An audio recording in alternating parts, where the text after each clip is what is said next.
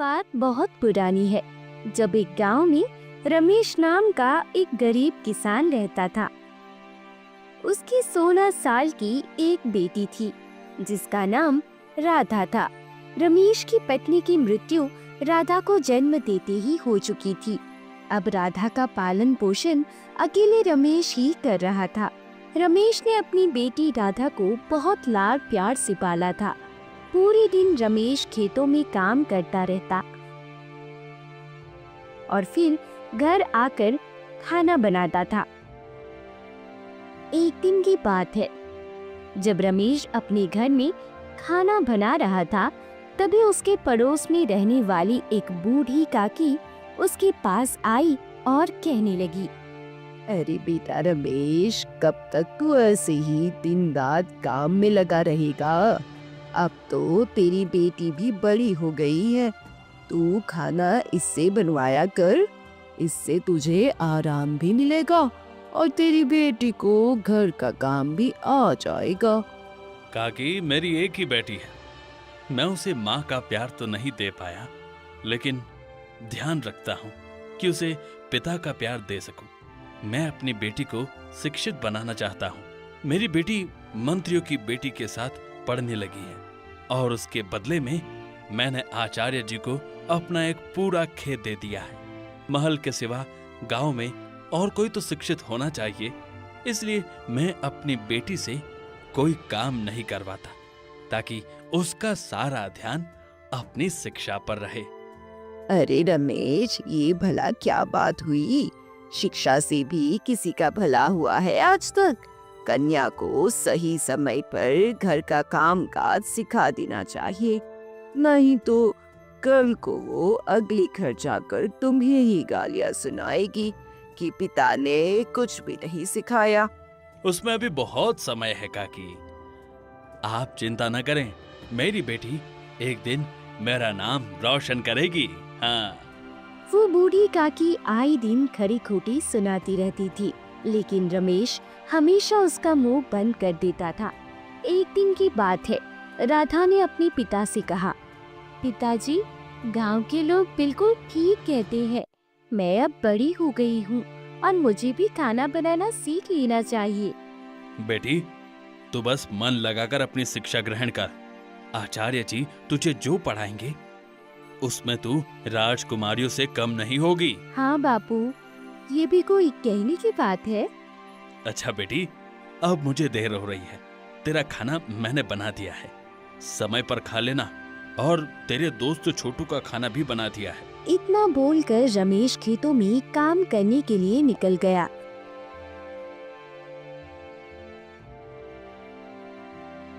उसने दिन भर खेतों में जी तोड़ मेहनत की और फिर शाम के समय जब वो अपने घर वापस आ रहा था, तभी अचानक रास्ते में एक सांप आ गया। रमेश को वो दिखाई नहीं दिया और अनजाने में रमेश ने उसके ऊपर पाँव रख दिया।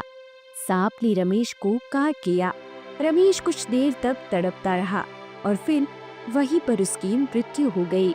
आसपास के लोगों ने जब ये देखा तो वो दौड़ते हुए आए। अरे देखो भैया, अरे रमेश को सांप ने काट लिया। लेकिन तब तक देर हो चुकी थी और रमेश मर चुका था। लोगों ने कहा, अरे अरे ये तो मर गया है। भगवान, ये कैसे हो गया? अचानक बीवी तो इसके पहले से ही मर चुकी थी। राधा ने अपने पिता को जब इस हालत में देखा तो वो बहुत जोर जोर से रोने लगी। पिताजी, अब मैं अकेली इस दुनिया में क्या करूंगी? आपके सिवा तो मेरा और कोई है भी नहीं। अब मैं इस दुनिया में कैसे जीऊंगी? तभी एक 7 साल का बच्चा छोटू उसके पास आया और बोला, दीदी, तू अकेली नहीं है जो बिना माता पिता के हैं। मेरे माता पिता भी तो नहीं है, इसलिए तो मैं इधर उधर घूमता हूँ, मारा मारा फिरता हूँ। आज से इस गांव में एक नहीं बल्कि 2 छोटू हो जाएंगे। असल बात तो ये थी कि छोटू एक अनाथ बच्चा था जो गांव में इधर उधर घूमता रहता था, लेकिन राधा को उससे बड़ा लगाव था। वो हमेशा छोटू को खाना खिलाती और इसे प्यार करती। राधा ने उस छोटी बच्ची का हाथ कसकर पकड़ लिया और कहने लगी, अब हम दोनों साथ ही रहेंगे, चाहे कुछ भी हो जाए। मैं तुम्हारा सहारा बनूंगी और तुम मेरा। दीदी, आप तो पहले से ही मेरा सहारा हो। मुझे रोज खाना जो खिलाती हो, अब तो मैं तेरा सहारा बनूंगा। गांव के लोगों ने रमेश का अंतिम संस्कार कर दिया।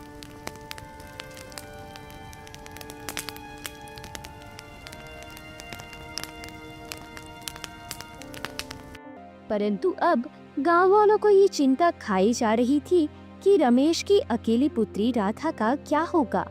इस बात पर विचार करने के लिए गांव वालों ने एक पंचायत बुलाई और उसमें सरपंच ने कहा, भाइयों, रमेश हमारे भाई जैसा था, अब हमें राधा को सहारा देना होगा। सहारा तो लड़कियां देती है अपने परिवार को, परंतु ये तो राधा है, ये किसी को क्या ही सहारा देगी, उल्टा बोझ ही बनेगी। मैं तो पहले से ही इसके पिता से कहती थी कि अपनी बेटी को घर का काम काज सिखा दे, परंतु उसने मेरी एक न सुनी। अब बस एक ही रास्ता बचा है, राधा का विवाह कर दिया जाए।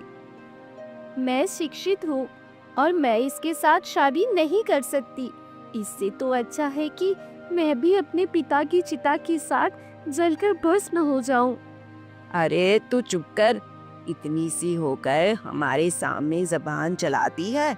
जो तेरे पिता के पास खेत था वो तो उसमें पहले ही तेरी पढ़ाई में लगा दिया था और आचार्य जी को दे दिया था। अब क्या तू मिट्टी खाएगी? जो तेरे पिता हम सब पर तेरी जिम्मेदारी छोड़ कर गए हैं, बस उसी को पूरा कर रही है। राधा ठीक कहती है, अभी वो छोटी है, इतनी जल्दी उसका विवाह कैसे हो सकता है? तो क्या तू पालेगा इसको? महंगाई इतनी है, अपने बच्चों का तो पेट तू भर नहीं सकता। अब तू चला है दूसरों के बच्चे पालने के लिए। हाँ, बता, तू इसका पालन पोषण कैसे करेगा? इस गांव में अगर कोई ऐसा आदमी है जो राधा की जिम्मेदारी उठा सके तो वो सामने आ जाए। बूढ़ी काकी की बात सुनकर जब कोई भी सामने नहीं आया तो एक दूसरा आदमी कहने लगा, ठीक है काकी, राधा का विवाह करवा देना चाहिए। वैसे भी राधा इतनी छोटी भी नहीं है, 16 साल की हो गई है, परंतु विवाह के लिए कोई लड़का भी तो मिलना चाहिए। तभी एक औरत वहाँ खड़ी हुई और कहने लगी, मेरा बेटा ब्रिजेश राधा से शादी करेगा। लेकिन तुम्हारा बेटा ब्रिजेश तो हमेशा नशे में धुत रहता है। राधा अभी 16 साल की है, जबकि तुम्हारा बेटा तो 40 साल का है। ये तो बेमेल विवाह होगा। अरे, अब कोई राजकुमार इसे ब्याने थोड़ी आएगा। जो मिल रहा है वो ठीक है। विवाह के बाद ब्रिजेश अपनी जिम्मेदारियों को जरूर समझेगा और नशा करना भी छोड़ देगा। सब कुछ ठीक हो जाएगा। ठीक। मैं शिक्षित हूँ और मैं इसके साथ शादी नहीं कर सकती। इससे तो अच्छा है कि मैं भी अपने पिता की चिता के साथ जलकर भस्म हो जाऊं। देख राधा, तेरे पास अब 2 ही रास्ते हैं। या तो तू इस ब्रिजेश के साथ शादी कर ले या फिर तुझे ये गांव छोड़कर जाना पड़ेगा। ठीक है, मुझे काकी की ये शर्त मंजूर है। मैं अभी ये गांव छोड़कर चली जाऊंगी यहाँ से। राजा का ये बोलना था कि गांव के सभी लोगों ने अपने माथे पर हाथ रख लिया और बोली, काकी, लड़की गांव छोड़कर कहाँ भटकेगी? रोक लो उसे। जाने दो इसे। जब एक दिन बिना छत के रहेगी ना, तो फिर इसे अपना गांव याद आएगा। कहाँ जाएगी ये? कल सवेरे तक लौट कर वापस आ जाएगी और ब्रिजेश से विवाह करने के लिए तैयार भी हो जाएगी। मैं देखती हूँ इसके पिता के सपने कैसे पूरे होते हैं। अब जाओ सब यहाँ से, अपने अपने घर जाकर बैठो और 2 लोग जाकर राधा को गांव के बाहर छोड़ाओ। गांव वालों ने ऐसा ही किया।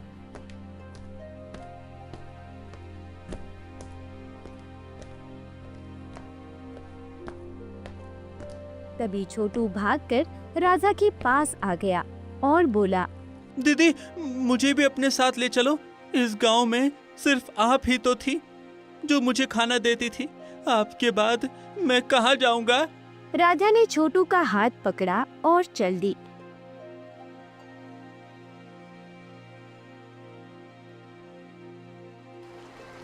अभी वो कुछ दूर ही चली थी कि जोरदार बारिश होने लगी और बिजली चमकने लगी। छोटू को चमकती हुई बिजली से बहुत डर लगता था। छोटू बोला, दीदी, मुझे बहुत डर लग रहा है। ये बारिश कब बंद होगी? बस कुछ ही देर में ये बारिश बंद हो जाएगी छोटू, तुम डरो मत, सब ठीक हो जाएगा। थोड़ी देर के बाद बारिश रुक गई। राधा छोटू को लेकर वही जमीन पर बैठ गई। दोनों का ठंड से बहुत ज्यादा बुरा हाल था, परंतु उनके पास एक भी कपड़ा नहीं था जिसे ओढ़कर वो दोनों अपनी ठंड को दूर कर सकते। दीदी, मुझे बहुत ठंड लग रही है और भूख भी बहुत जोरों की लगी है। इतनी देर हो गई चलते चलते। हम कहाँ जा रहे हैं? छोटू, ये तो मुझे भी नहीं पता कि हम लोग कहाँ जा रहे हैं। गांव वालों ने हमें गांव से निकाल दिया है। अब हम दोनों का क्या होगा? हम कहाँ जा सकते हैं? अब हम दोनों यहीं रहेंगे, इसी सड़क पर। राधा पूरी रात छोटू को समझाने की कोशिश करती रही। रात बहुत गहरी हो गई थी, लेकिन राधा को कोई भी जगह नहीं मिली जहां वो जा सके या फिर अपनी कुटिया बनाकर रह सके। राधा ने छोटू को तो सुला दिया था, परंतु उसके गीले कपड़ों के कारण छोटू ढंग से सो नहीं पा रहा था। पूरी रात गुजर गई, लेकिन राधा ने एक पलक भी नहीं झपकी। जंगली जानवरों की आवाज वहाँ और भी ज्यादा खौफ पैदा कर रही थी। सुबह होते ही एक राजा अपने सैनिकों के साथ उधर से गुजर रहा था। उसने राधा और छोटू को देखा और पूछा, तुम दोनों यहाँ पर क्यों बैठे हो? उठो और अपने घर पर जाओ। राजा की बात सुनकर राधा का चेहरा मुरझा गया। राजा ने पूछा, तुम ऐसे क्यों रो रही हो? जो भी बात है हमें बताओ। हम यहाँ के राजा हैं, हम तुम्हारी सहायता जरूर करेंगे। महाराज, मेरा नाम राधा है और ये मेरा भाई छोटू है। गांव वालों ने हमें गांव से बाहर निकाल दिया है। राधा ने राजा को सारी बात बता दी। राजा को राधा और छोटू पर बहुत दया आई और वो उन दोनों को लेकर अपने महल में आ गया। उसने राधा से कहा, राधा, अपनी दासी को बोलकर हम तुम्हारे लिए कुछ अच्छे कपड़े और खाना भिजवाते हैं और अब से तुम महारानी की दासी बनकर रहोगी। महल में जल्दी ही खुशखबरी आने वाली है और हमें महारानी के लिए एक और दासी की आवश्यकता थी और तुम हमें मिल गई। आपका बहुत बहुत धन्यवाद महाराज कि आपने हमें रहने की जगह दी और सिर छिपाने के लिए आश्रय दिया। बहुत बहुत धन्यवाद। हम इस राज्य के राजा हैं, ये तो हमारा कर्तव्य है। इतना कहकर राजा वहाँ से चले गए। राधा कई दिनों तक महल में ही रही। अब राजा ने राधा को रानी के कक्ष की सफाई का काम भी सौंप दिया था। एक दिन राधा कमरे की सफाई कर रही थी तो रानी ने राधा से कहा, राधा, क्या सफाई के अलावा तुम कुछ और भी कर सकती हो? महारानी जी, मैं जानती हूँ कि ये काम मैं ठीक से नहीं कर पा रही हूँ, लेकिन मैं जल्दी ही सीख जाऊंगी। इसके अलावा मैं आपको कहानियों की किताब, युद्ध और धर्म की किताबें पढ़कर भी सुना सकती हूँ। रानी ने हैरान होते हुए कहा, क्या तुम्हें किताबें पढ़ना आता है? हाँ महारानी जी, ऐसी कोई किताब नहीं है जिसके बारे में मैं न जानती हूँ। अरे वाह राधा, ये तो बहुत अच्छी बात है। पहली बार सुना है कि गांव की कोई लड़की शिक्षित भी है। क्या ये छोटू तुम्हारा सगा भाई है? हाँ, पर आपने ऐसा क्यों पूछा? क्या आपको वो मेरा सगा भाई नहीं लगता? नहीं नहीं, ऐसी बात नहीं है। मुझे तो वो बहुत अपना सा लगता है। बहुत प्यारा है ना वो। बहुत जल्दी मैं उसे भी पसंद करने लगी हूँ। हाँ महारानी जी, और अब तो महल में नया राजकुमार भी आने वाला है, तो इसीलिए आपको छोटू और भी ज्यादा अच्छा लगता होगा। हाँ राधा, ये भी हो सकता है। कुछ दिन यूं ही बीत गए।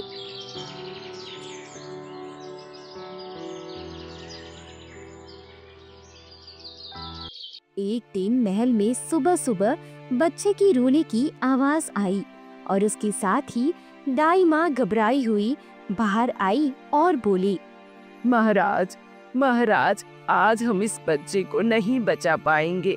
न जाने क्या मर्ज है भगवान की मर्जी कि इस महल में बच्चे के रोने की आवाज तो गूंजती है, लेकिन किलकारी नहीं गूंजती। नहीं नहीं दाई माँ, ऐसा मत कहिए। ये हमारा दूसरा बच्चा है।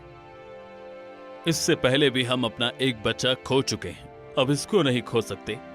महाराज, बच्चे को बचाने का एक ही रास्ता है, काली नदी का पानी।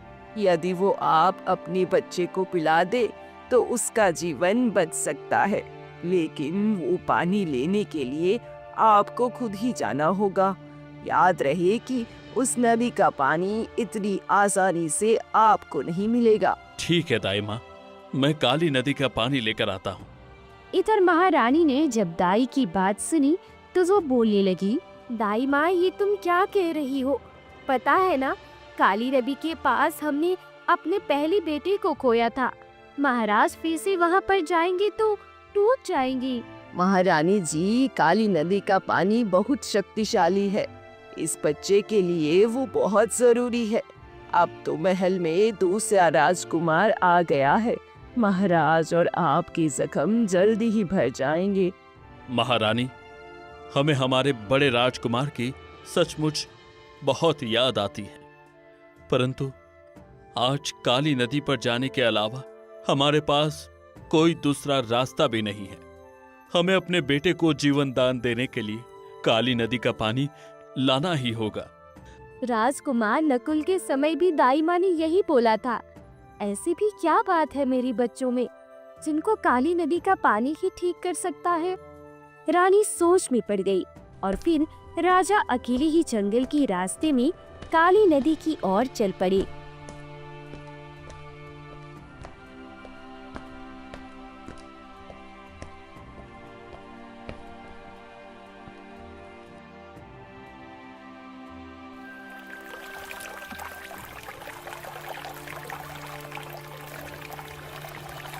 वो जैसे ही नदी के पानी को मटके में भरने लगे, तभी नदी का पानी सूख गया।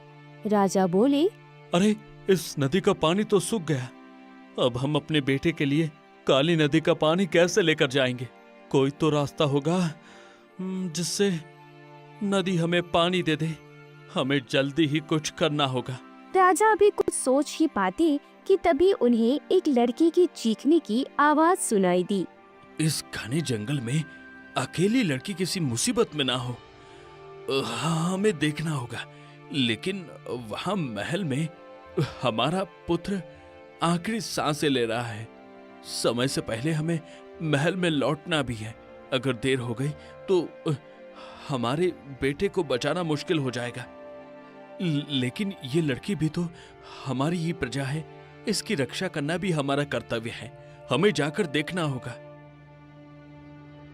कोई है? देखो, तुम जो भी हो बाहर आ जाओ। हम यहाँ के राजा हैं, हम तुम्हारी सहायता करेंगे। हमसे डरने की कोई आवश्यकता नहीं है। तभी पेड़ के पीछे से एक लड़की बाहर आई, लेकिन ये क्या, ये तो राधा थी। वो बोली, माफ कीजिए महाराज, मैंने आपकी और महारानी की सारी बातें सुन ली थी। वो काली नदी की पानी वाली। अच्छा, तो छुपकर तुम हमारी बातें सुन रही थी? नहीं महाराज, नहीं, मैं तो आपकी सहायता करना चाहती हूँ।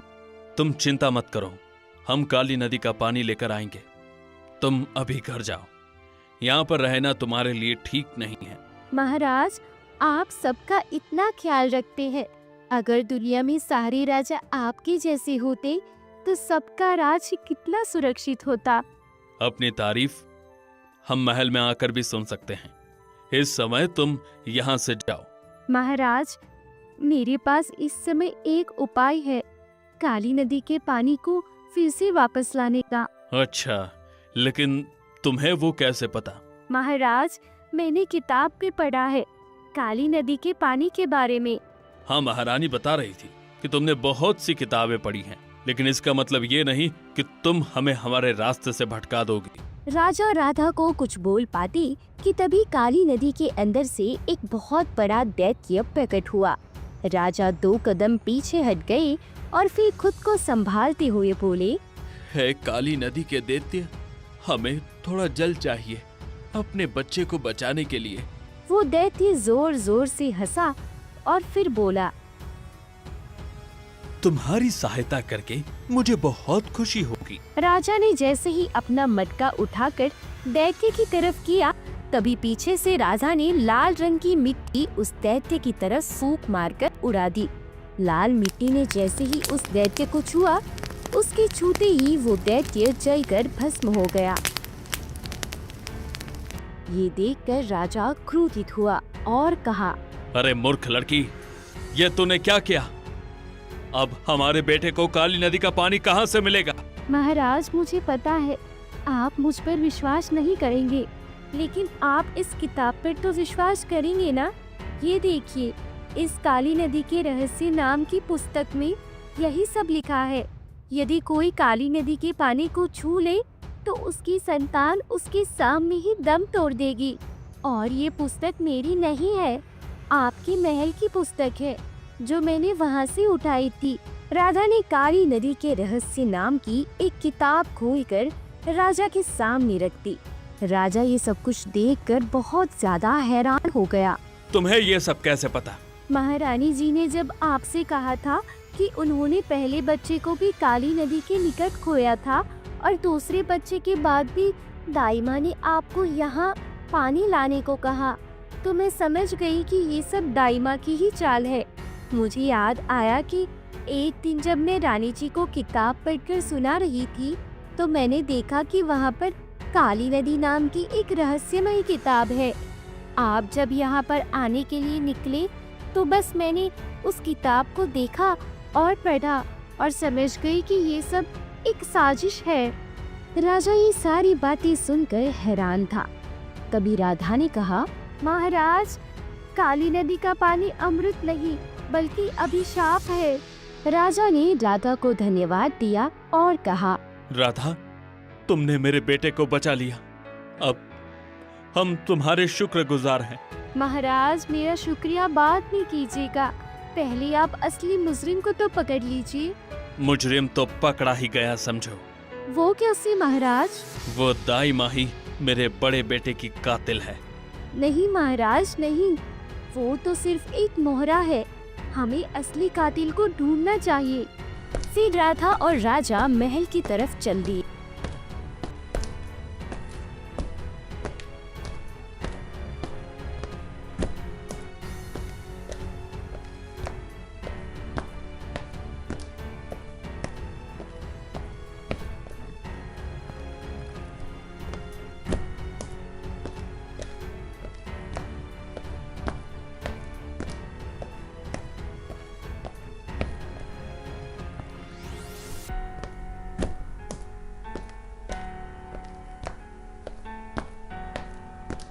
जब वो महल में आए तो दाइमा रानी के नजदीक बैठी हुई थी।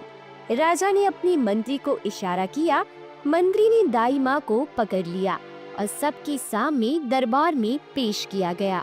महारानी भी बच्चे को लेकर दरबार में आ चुकी थी। राजा ने भरी दरबार में कहा, दाइमा, मैंने और महारानी ने आप पर इतना विश्वास किया और आपने हमारे साथ क्या किया? अच्छा, तो तुम्हें सब कुछ पता चल गया? हाँ, पता चल गया, लेकिन अब तुम ये बताओ कि तुमने ये सब क्यों किया? मैंने वही किया जो सही था। एक बच्चे को उसकी माँ से अलग करना क्या सही है? एक राजकुमार को उसके राज्य से अलग करना क्या तुम्हारी नजर में ठीक है? और तुमने जो किया, क्या वो ठीक था? ये सुनकर राजा हैरान रह गया और बोला, हमने तुम्हारे साथ क्या गलत किया? बोलो। तुम्हारे कारण हमने अपना बड़ा राजकुमार खो दिया।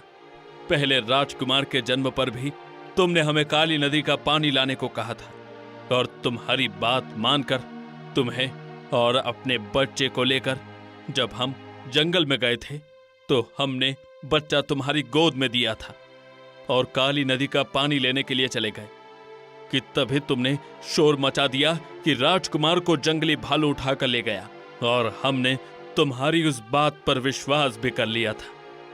तुम सोच भी नहीं सकती थी वो 7 साल हमारे लिए और रानी के लिए कैसे थे। क्या आपको लगता है महाराज कि आपने कुछ भी गलत नहीं किया? क्या आप भूल गए सावित्री को? सावित्री का नाम सुनकर महाराज चुप हो गए।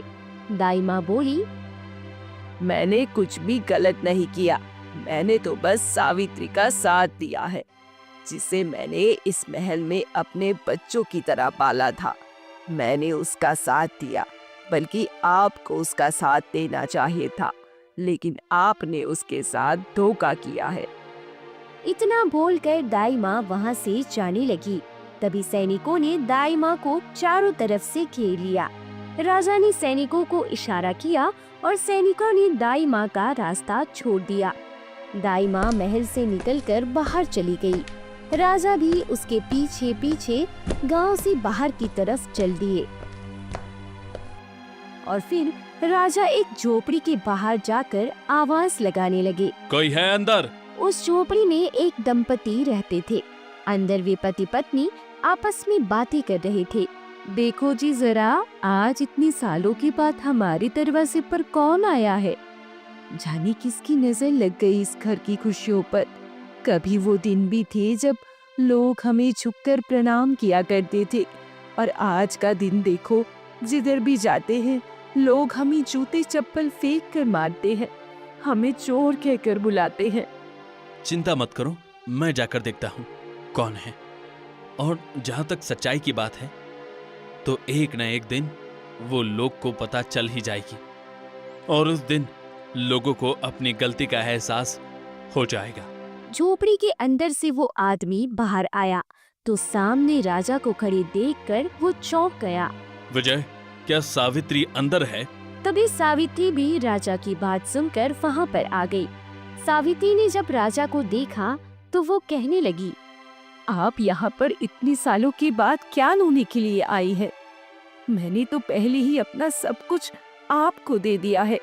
मेरी एक बेटी है जो केवल अभी 4 महीने की है और मैं उसे पानी पिला पिला कर पाल रही हूँ। मेरे पति रात दिन मेहनत करते हैं पर उन्हें कोई 4 पैसे भी नहीं देता। 2 रोटी फेंक कर देते हैं, वही रूखी सूखी हम पानी में भिगोकर खा लेते हैं। हर कोई हमें चोर कहता है। अब और क्या चाहिए आपको?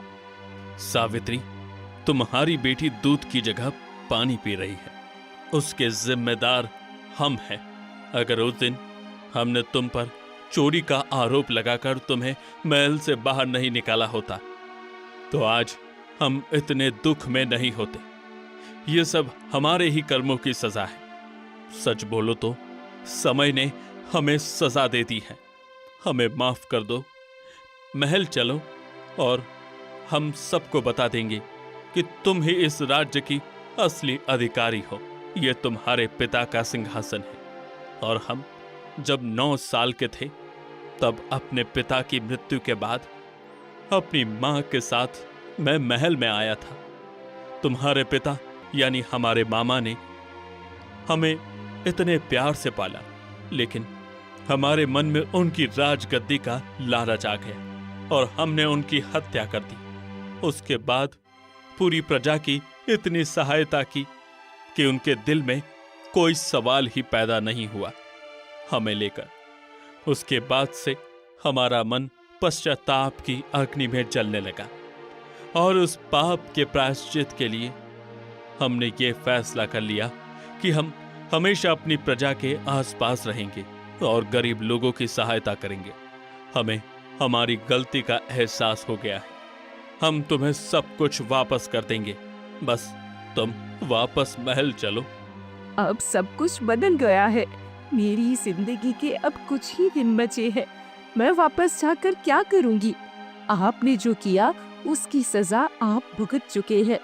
आपके बड़े बेटे को मैंने ही दाई माँ से लेकर गांव में छोड़ दिया था। आपका बड़ा बेटा बड़ा नहीं था, बल्कि मेरे कहने पर ही दाई माँ ने आपसे झूठ बोला था और मैंने आपके पुत्र को 7 साल तक अनाथों की जिंदगी जीने दी। लेकिन किस्मत ने उसको राधा से मिलवा दिया और वो फिर से उस महल में ले गई। आपने जो मेरे साथ किया, मैंने उसका हिसाब बराबर कर दिया। राजा ने आश्चर्य से पूछा, तो क्या छोटू हमारा बड़ा राजकुमार है? हमारे दोनों राजकुमार जिंदा हैं। सावित्री, तुम महल लौट चलो। हम जानते हैं कि तुम नहीं जाना चाहती, पर तुम्हारी बेटी के भविष्य के लिए तुम ये सब कर सकती हो ना? सावित्री के मना करने के बाद भी राजा उसको अपने महल में ले आया और सबके सामने उन्होंने सच्चाई बताई और सावित्री से माफी मांगी। इसके बाद उन्होंने महल को 4 हिस्सों में बांट दिया। 2 हिस्से राजकुमारों की, 1 सावित्री का और 1 राधा का। ये सुनकर सभी गांव वाले हैरान रह गए। ये लड़की तो बहुत शातिर निकली। महल के अंदर से भी इसने हिस्सा ले लिया। इसके बाद राजा ने सारी प्रजा के सामने सावित्री से हाथ जोड़कर माफी मांगी और राधा को सिर झुकाकर प्रणाम किया और कहा, राधा ने मेरे दोनों बेटों को बचा लिया। और फिर सब मिलकर एक साथ उसी महल में हंसी खुशी रहने लगे। जीवन में शिक्षा पाना हर व्यक्ति का अधिकार है। याद रखिए, जीवन में किसी भी तरीके से मिला हुआ ज्ञान कभी भी व्यर्थ नहीं जाता।